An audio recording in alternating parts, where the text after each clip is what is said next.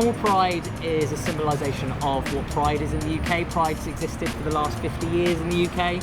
2 years before that, it started with a riot in Stonewall Inn to say enough's enough, and that was in New York. And in the very next year, they had their first Pride. It's a privilege.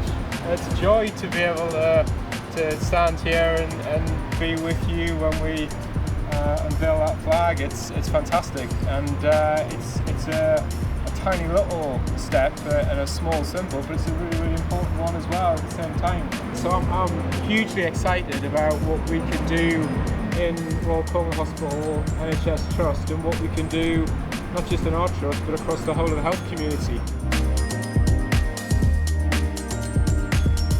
Cornwall Pride started 15 years ago in Truro with our very own Cornwall Pride flag sewn by the committee at the time. We've made it actually the largest progress marching flag on the planet to celebrate Pride, to recognise that there's real challenges across the LGBTQ+ communities around mental well-being, around isolation, across discrimination, but actually a celebration. Because whilst everything's still tough, we've got to stand up and come together and network and have those conversations, because without that, we don't know the realism of it. So all I can do is thank you so much to the Royal Cornwall Hospital to be part of that journey here in Cornwall, because we have to recognise that a rainbow flag is great as visualisation, but what happens behind the scenes, what happens with us all to connect it all together. So yeah, thank you so much from Cornwall Pride and the community and the connections that we're all making. I've learned some things even today that I wasn't really fully aware of, and we've only had a really brief conversation. We're talking about mental health, and one of the things that's amazed me is how mental health becomes something we can talk about much more openly now than before COVID, and I think that's a really important thing and a huge opportunity.